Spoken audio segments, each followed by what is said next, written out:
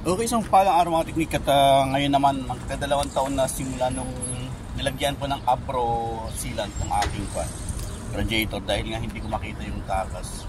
Bumalik ko yung takas niya.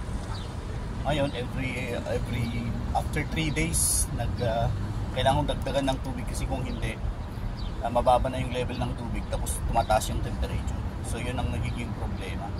Ngayon mga teknik, dahil wala akong mahanap na Abro, merong Permatex. Ang bentahe nito kaya hindi mo na kailangang i-drain or flushing. So yun ang bentahe ng Permatex to. Hindi katulad ng Abro na ginamit ko dati. After kong ilagay yung compound, after kung hindi na siya nung wala na siyang leak, saka ko siya flinashing tapos pinalitan ko yung kanyang coolant. So eto naman ngayon ang sinasabi, hindi na kailangan ng draining or flushing. Tapos ang sinasabi pang rito, compatible with all types of anti-freeze. Tapos sabi, isang pinamagandang nakita ko rito, sabi niya, designed to protect against coolant loss by stopping leaks from the radiator. Yan, isa yan. Heater core, yan sa parteng heater dun sa loob ng sasakyan natin.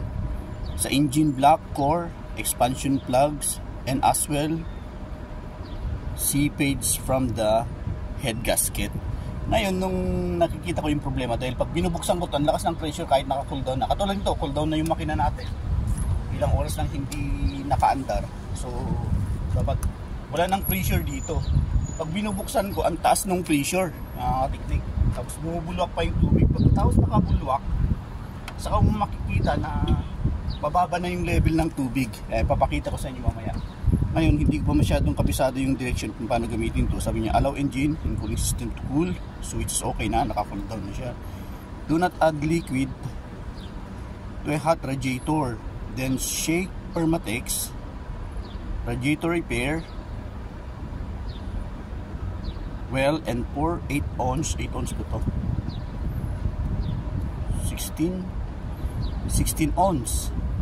So sabi niya, 8 ounce lang. To radiator and reservo.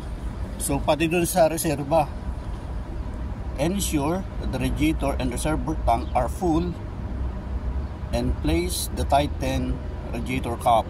Start the engine, turn on the heat fan and let idle. O ipapower on natin yung heat nya sa air, instead na malamig or air conditioning, sa heat tayo tsaka fan, and let idle for 15 minutes. Then drive the vehicle for an additional 45 minutes na magda-drive tayo mga teknik, medyo mahaba ba to.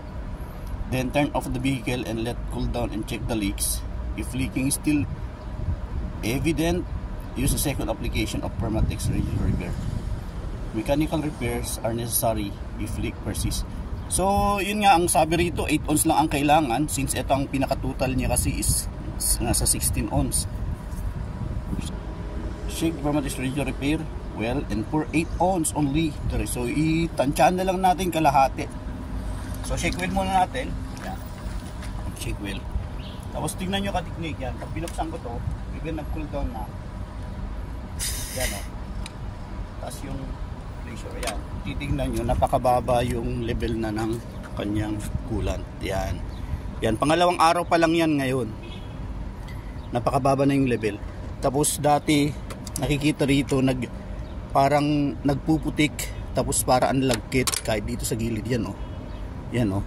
So chinek ko rin sa ChatGPT to, ang parang suggestion niya is head gasket mga kateknik. Tapos nagkuhan ako nung magkano ang abutin pag head gasket ang may problema. So parang nangyayari, since hindi ko makita yung dito, konting kwentuhan lang. Since wala akong makitang leak sa labas, sa radiator, sa mga hose, at papunta dun sa ating heater sa loob, wala akong makitang tawag na ito leak. So inassume ko na ang leak ay nandun sa head gasket. So parang gano'n, dahil nakikitang nagpuputik ito. Ewan ko lang kung yung putik na yun is dahil dun sa una kong ginamit na Abro, kasi dati after ng application ko may mga lumalabas na mga iba't ibang materyales na parang madumi siya, parang dumi. Pero ang advantage niya, talagang natanggal yung kanyang problema. So ngayon lagyan natin ng ganito. Shake well muna natin. 8 ons daw. Pati dito sa reserva. So tansyahan na lang kasi 8 ons lang kailangan.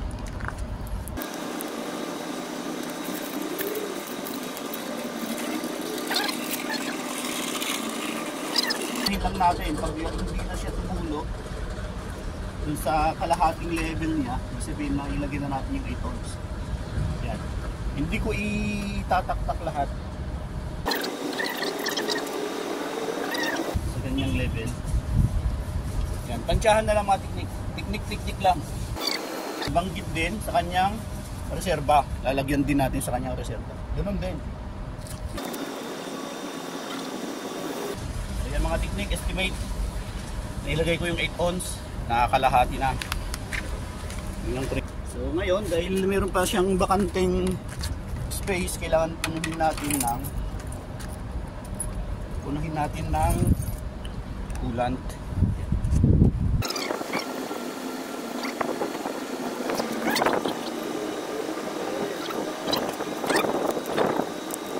Tapos pandarin natin mga.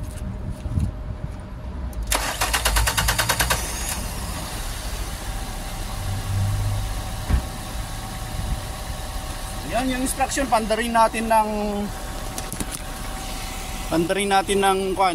15 minutes, tapos i-on natin yung heater. Ayan. Tapos ilagay natin sa heater. Yan, sa heat. Tapos on natin yung fan. Yan, obserbahan natin for 15 minutes. Anong oras na ba ngayon? So 6:25 ng gabi, ng hapon mga tiknik, ng gabi. Napakainit, 41 degrees. So patakbuhin natin mamayang 6. After 15 minutes na paandar na naka-idle siya, na naka-on yung ating aircon with heater, naka-heater siya ngayon. Ayan. Tapos patakbuhin natin ng 45 minutes. Ayan, anong oras na ba ngayon? 25, 30. Sa 6:45 papatakbo tayo. Okay, standby muna. Guys, napapansin ko lang yung patak niya rito tumigas, oh. Tumigas mga tiknik yung pumatak. So ganito yung kanyang apekto pag nainitan yung chemical na yan. Tumigas, ayan, oh. So yan mga tiknik, naka-on yung ating fan. Mag 6:45 na siya. Naka-heater. Tapos hindi pa rin nagbabago yung ating temperatura, nasa baba pa rin mga tiknik. So napakagandang kanyang resulta. Ayan, yung kanyang temperature dito. Andun lang siya sa baba ng nasa low lang siya, low level. So good sign po siya mga tiknik. Patakbuhin natin mamaya. Yan, hintayin ko lang mag 6:45. Ayan, 6:44 na mga tiknik. At tatakbo na tayo. Ayan mga tiknik. So yan mga tiknik, patakbuhin natin. Dali, nasa 6:45 na tayo. Sawan lang tayo, mag-CCT lang tayo gamit sa Paha Hill Road para expressway lang tayo. Ang ruta natin, pupunta muna tayo ng city sa first ring, tapos balik papuntang 6 ring. Ayan. Okay, patayin ko muna.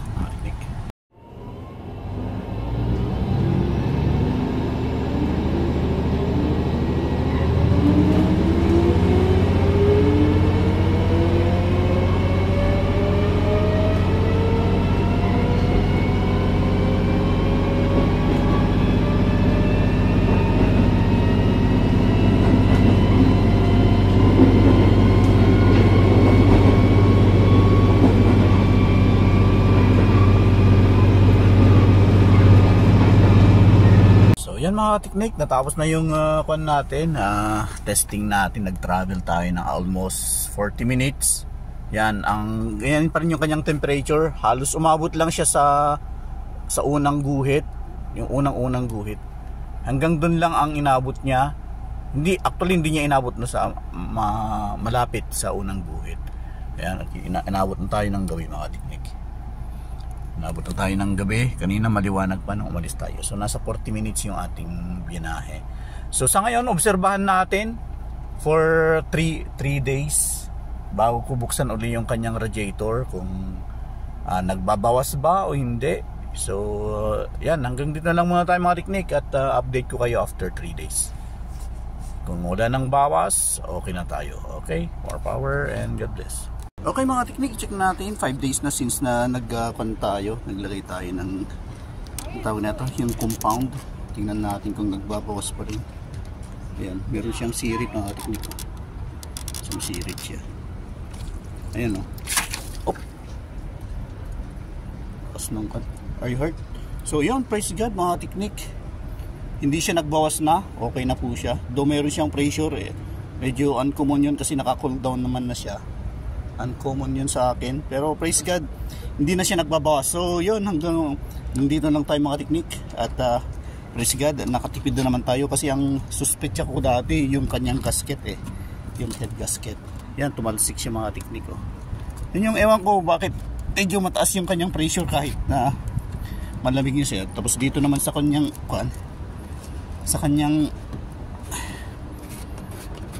reserba, yan, marami pa rin siyang laman mga teknik. So ayun, thank you Jesus, at thanks God, matagal pa naman talagang problema itong na to na nagkakaroon ng tawag no, leak na hindi mahanap-hanap. May mga bakas-bakas pa ng chemical mga teknik. So hanggang dito na tayo mga teknik. More power sa inyong lahat and God bless.